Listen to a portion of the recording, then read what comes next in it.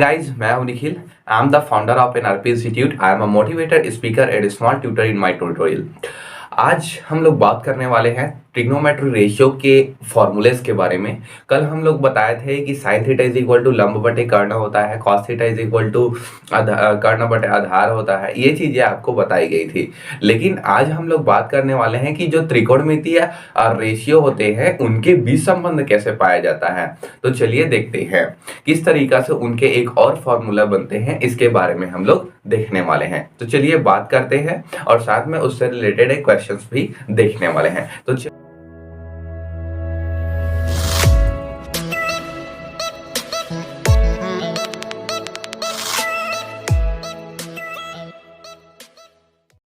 चलिए आज हम उस फॉर्मूलास को कंप्लीट करते हैं, बात करते हैं. कल हम लोग देखे थे, देखिए ट्रिग्नोमेट्री की जो बातें हैं वो अगर हम बात करें तो ट्रिग्नोमेट्री की जो बातें हैं वो राइट ट्राइंगल में होती है और राइट ट्राइंगल के लिए ही यूज होती है ट्रिग्नोमेट्री.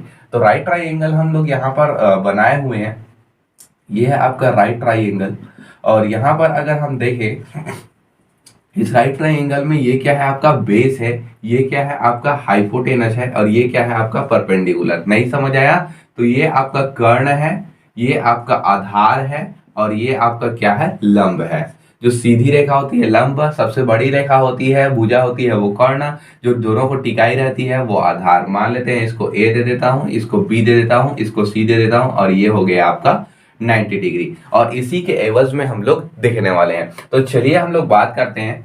आज एक फॉर्मूला पढ़ने वाले हैं त्रिकोणमितीय अनुपातों में संबंध. त्रिकोणमितीय अनुपातों में संबंध के बारे में हम लोग बात करने वाले हैं. तो चलिए देखते हैं. फर्स्ट एक फॉर्मूला होता है साइन थीटा. साइन थीटा बराबर हम लोग लिख सकते हैं, साइन थीटा बराबर हम लोग लिख सकते हैं 1/cosec थीटा. क्यों? क्योंकि सिंपल है. अगर ये समझ नहीं आता है तो साइन थीटा बराबर क्या होता है लंब बटे आपका कर्ण होता है और कॉसेक थीटा बराबर क्या होता है तो 1 बटे क्या होता है. देखिए दोनों को प्रूव करके बताता हूं, इधर को भी सॉल्व करके इधर को भी. ये होता है कर्ण बटे लंब और कर्ण बटे लंब होता है यानी कि क्या चला जाएगा ये, अब ये दोनों 3 भाग में है तो यहाँ ये ऊपर चला जाएगा, यहाँ से क्या हो जाएगा लंब बटे कर्ण और ये भी हो गया लंब बटे कर्ण.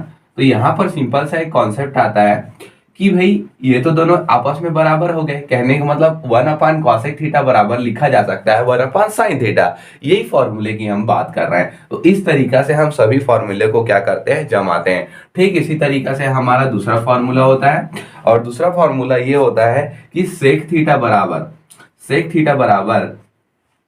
लिखा जा सकता है 1/cosec थीटा. 1 क्या लिखा जा सकता है cos theta, sorry 1/cos theta. और cos थीटा देखिए cos थीटा का मतलब क्या होता है तो cos थीटा का मतलब होता है, देखिए cos थीटा का मतलब होता है कर्ण बटे क्या होता है आधार.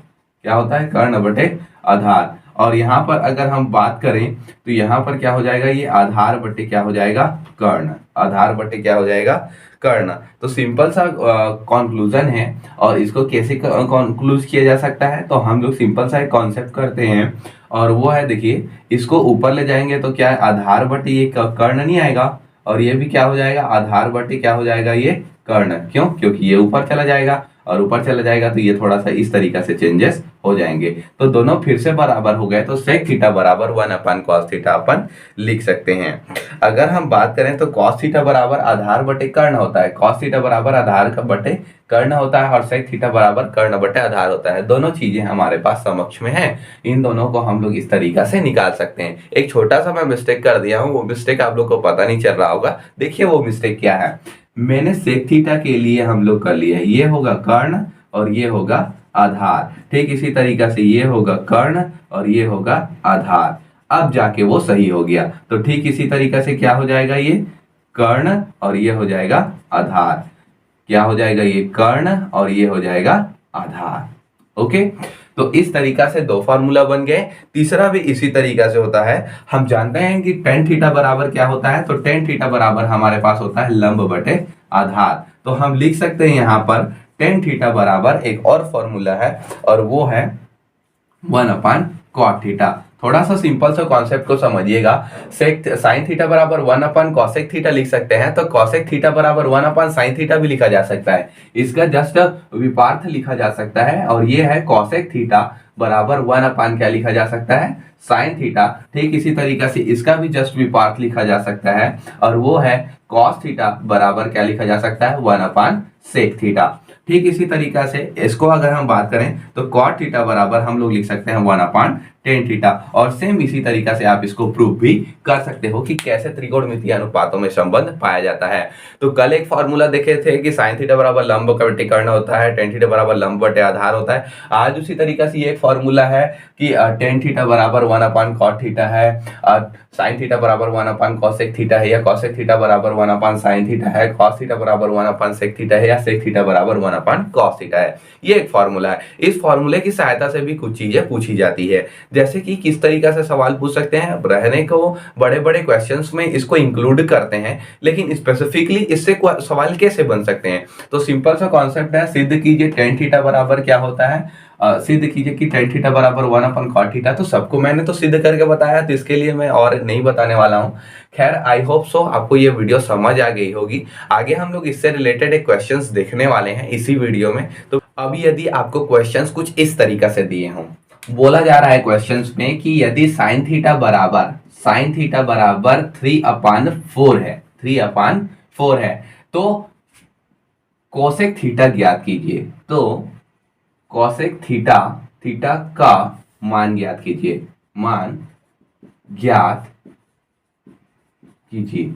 अगर ऐसा बोला जाता है क्वेश्चन में, तो हम किस तरीका से कैलकुलेशन करेंगे और किस तरीका से सॉल्व करेंगे भाई। तो सिंपल है, साइन थीटा बराबर 3/4 दिया है, हम मतलब जान सकते हैं कि साइन थीटा बराबर अगर 3/4 दिया है तो एक फॉर्मूला हम जानते हैं और वो होता है साइन थीटा बराबर 1/ क्या होता है, कोसेक थीटा। तो साइन थीटा का मान 3/4 दिया है और 1/ क्या दिया है यहाँ पर, कोसेक थीटा है। तो ये सिंपल सा कॉन्सेप्ट है, इस कोसेक थीटा को इधर ट्रांसफर करेंगे तो ये जो भाग है वो इधर गुणा के रूप में आ जाएगा, तो ये हो जाएगा कोसेक थीटा। इस 4 को उधर ट्रांसफर करेंगे तो ये भाग है उधर जाएगा तो गुणा के रूप में हो जाएगा। और यहाँ पर अगर हम बात करें 3 है जो गुणा के रूप में है, वो नीचे आ जाएगा भाग के रूप में। तो इस तरीका से हम लोग निकाल सकते हैं और ये चीजें हम लोग हर जगह कंक्लूड करने वाले हैं। कोई सा भी जियोमेट्रिकल सिद्ध करने वाला क्वेश्चन आता है, मान निकलने वाला, तो ये चीजें हम इम्प्लीफाई उसमें कर सकते हैं। तो ऐसा जो बाकी तीनों में है, ठीक इसी तरीका से उसमें भी होना है। तो ये वीडियो यहीं तक है। आई होप सो ये छोटी वीडियोस बनी है और इससे आपको अच्छा से समझ आएगा। द नेक्स्ट वीडियो पार्ट 3 में हम लोग मिलने वाले हैं, सर्व समीकरणों के बारे में देखने वाले हैं। 3 सर्व समीकरण बताऊंगा, उन तीनों सर्व समीकरणों से आपको समझ आ जाएगा कि कैसे हम किसी भी चीजों को प्रूव करते हैं। तो 3 सर्व समीकरण से हमारे 6 सर्व समीकरण और बन जाते हैं। तो चलिए हम लोग देखेंगे उसके बारे में। फिलहाल तो ये वीडियो यहीं तक है। Like, subscribe, share my dear friends, thank you. और सपोर्ट करिए, इस तरीका से हम ग्रो होते रहें और साथ में ग्रो होते हैं। और लॉकडाउन के टाइम में आप जल्दी से जल्दी इस वीडियोस को देखिए और लाभ उठाइए और पहले से तैयार रहिए अपने सिलेबस के प्रति, अपने कोर्सेज के प्रति। Thank you.